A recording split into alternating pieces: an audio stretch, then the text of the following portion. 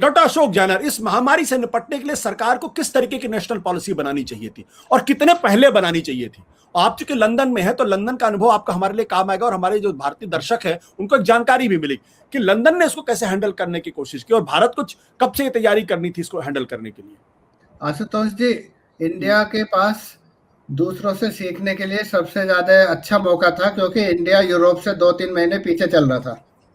जब Spain, Italy और England सफर कर रहे थे, उस समय इंडिया के पास टाइम था कि इंडिया उसको ऑब्जर्व करे, सीखे। और इसमें सिंपल बात यह है कि 3 हिस्से में बांटना होता है। 80% लोगों को आपको घरों में, कम्युनिटी में ट्रीटमेंट करना है। सभी कंट्री ने, पूरी दुनिया में यही किया कि अस्पताल वही जाएंगे जिनको जाना चाहिए, बाकी का कम्युनिटी। हमने क्या किया अपने देश में कि कोरोना का ट्रीटमेंट सर्टेन हॉस्पिटल केवल यही करेंगे, यही डॉक्टर करेंगे। 90% आपने ट्रेन डॉक्टर्स को बाहर कर दिया, आप हाथ नहीं लगाएंगे इनको। फिर हमने एक और उनके गले में फंदा डाल दिया, मरीज को ट्रीट जब करेंगे पहले कोरोना पॉजिटिव कराओ टेस्ट। कई बार टेस्ट आपका नेगेटिव आया, जब तक आपका टेस्ट पॉजिटिव आता है जब तक आपका आधा फेफड़ा खत्म हो गया, आधे मरीज अस्पताल के बाहर ही मर गए। ये तो डॉक्टर्स का काम है डिसाइड करने का, भर्ती करे नहीं करे, क्लिनिकली क्या है।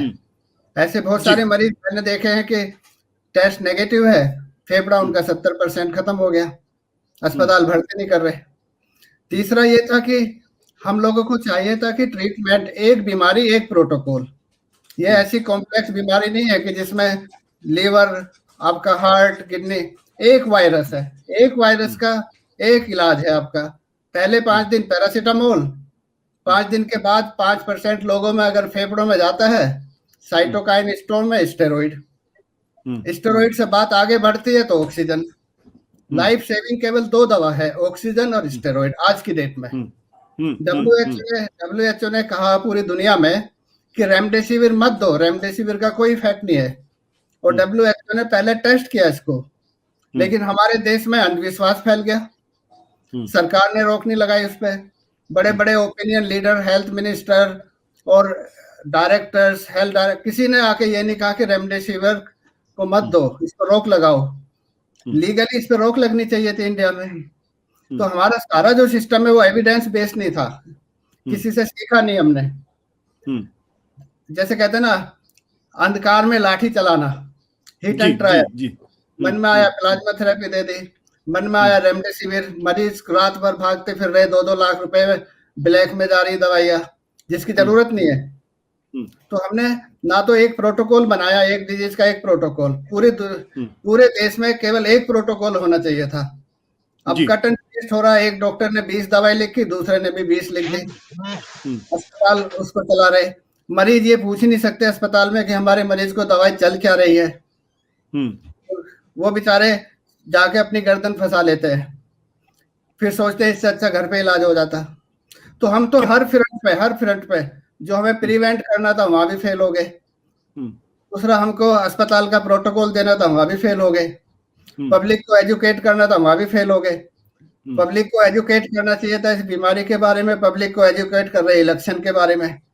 तो हमारा सारा अटेंशन पावर ही अलग डायरेक्शन में चली गई। तो इस समय इस क्राइसिस का सिंपल इलाज ये है कि हमारे ओपिनियन लीडर्स, जिसमें health ministers, health directors, health secretary, रोज आना टेलीविजन पर आके पब्लिक को समझाए 80% लोगों को कोई डर नहीं है, खतरा नहीं है। 5 दिन तक आपको बुखार आएगा, वो चला जाएगा।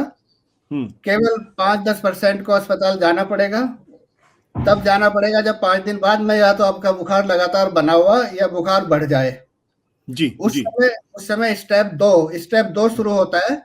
उसके लिए टीम रहनी चाहिए हर जगह। 1-1 लाख लोगों पे इतनी टीम बना दी जाए कि वो उनको टेलीफोन के हेल्पलाइन के थ्रू गाइड करें, जैसे आलोक जोशी जी बता रहे थे। एक डॉक्टर 100 मरीजों को डेली गाइड कर सकता है आराम से। उनको फिर वहां पे सपोर्ट दी जाए इतनी ज्यादा कि इसमें ऑपरेशन करना नहीं है, आपको सर्जरी करनी नहीं है, घर पे एडवाइस देनी है, दवाई लेनी है, आपको एक टेम्परेचर चार्ट बनाना, ऑक्सीजन सैचुरेशन चार्ट बनाना।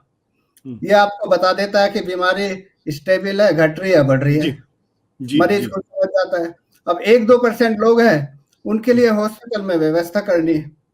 क्राइसिस का जो मैनेजमेंट है इस समय इतना डिफिकल्ट नहीं है, हो सकता है अगर हम अभी भी संभल जाए, लेकिन 4 से 6 हफ्ते आशुतोष जी बहुत ही हार्ड होंगे जो मैं देख रहा हूँ। It will be very difficult 4 to 6 weeks। सत्य हिंदी का ऐप डाउनलोड करें गूगल प्ले स्टोर पर।